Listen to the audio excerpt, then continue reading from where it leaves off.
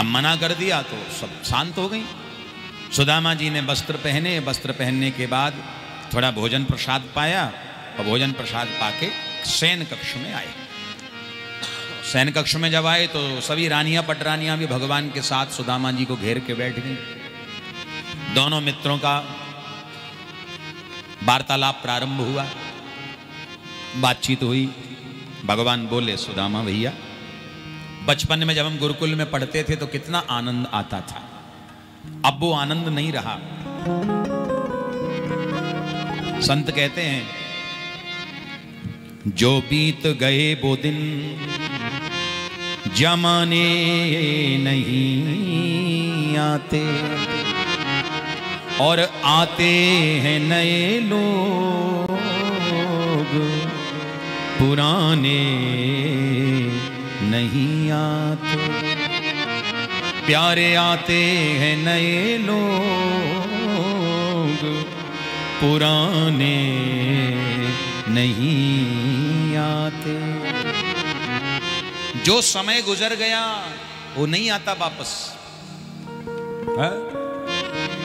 कितना आनंद आता था गुरुकुल में। सुदामा भैया, हम तुम्हारे विवाह की चर्चा करते थे तो आपको बड़ा शर्म आती थी। अब ऐसा तो नहीं कि उस शर्म के चक्कर में अभी तक विवाह न किया हो।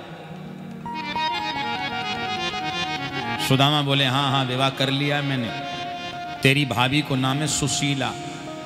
अच्छा, बोले हाँ, तो फिर यूं बताओ मेरी भाभी ने मेरे लिए क्या भेजा है। अब सुदामा जी घबराए, पोटली कस के दबाई। माहौल, क्योंकि भैया माहौल के हिसाब से ही काम करना चाहिए। ये सब बड़ी बड़ी रानियां पटरानियां बैठी, इनके आगे फटी सी पोटली कैसे निकालूं, संकोच हो रहा है। सुदामा बोले, अरे भैया वो ऐसा हुआ जल्दी जल्दी में, मुझे ध्यान नहीं रहा तो ऐसे ही चला आया। भगवान मंद मंद मुस्कुराए, वाह सुदामा जी वाह, जिंदगी निकल गई गरीबी भोगते भोगते, लेकिन झूठ बोलने की आदत अभी तक नहीं गई। बोलो राधे राधे। बचपन में गुरुकुल में गुरु माता ने चने दिए, अपने भी खा गए और हमारे भी खा गए, और बाद में कह दिया पानी में बह गए। अब भी झूठ बोल रहे हैं। लेकिन एक बात ध्यान रखिएगा, भगवान से आप चतुराई कितनी भी करने की कोशिश करना, लेकिन भगवान से ज्यादा चतुर आप नहीं हो सकते। ठीक है, चतुराई मत करो भगवान से। भगवान ने कहा कोई बात। अच्छा सुदामा एक बात बताओ। बोले क्या? अब तुमने विवाह किया तो घर में बच्चे भी होंगे, हैं ना? कितने? बोले 2।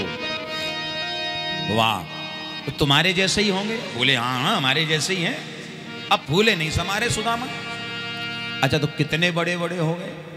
अब जल्दी में सुदामा जी को ध्यान नहीं रहा, इसी हाथ से बता बैठे कि एक हो गया इतना बड़ा, दूसरा हो गया इतना बड़ा।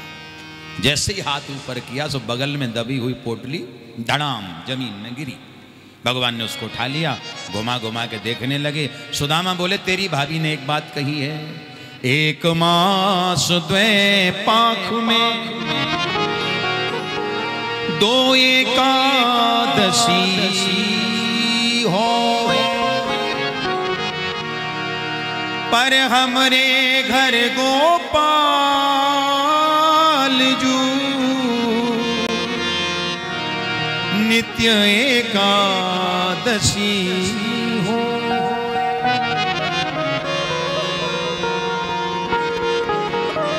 जान गए भगवान कि घर में इतनी गरीबी है कि रोज एकादशी करनी पड़ती है।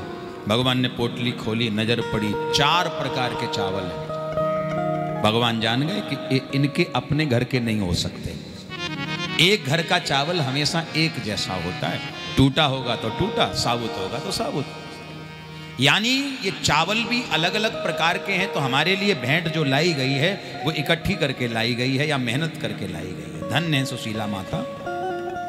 भगवान ने एक मुट्ठी चावल भर के मुख में डाले, बड़ा स्वाद भगवान को आया। पत्रम पुष्पम फलम तोयम यो में भक्त्या प्रयक्षति।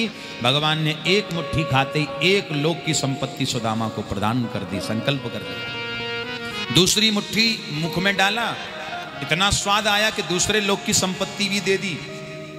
और तीसरी मुट्ठी खा के तीसरा लोक देना चाहते थे। रुक्मणी जी समझ गई ये भाव में बहते जा रहे हैं। सोई रुक्मणी जी ने हाथ पकड़ लिया, सरकार थोड़ा हमारे बारे में भी सोच लो।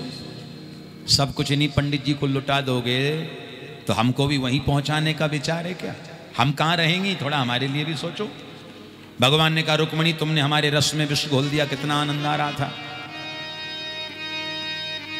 सुंदर सोने की सुदामापुरी, द्वारिकापुरी जैसी बनवा के विश्वकर्मा जी के द्वारा भगवान ने तैयार करा दी और श्री सुशीला को मन ही मन संदेश भेज दिया कि होनी थी सो हो गई,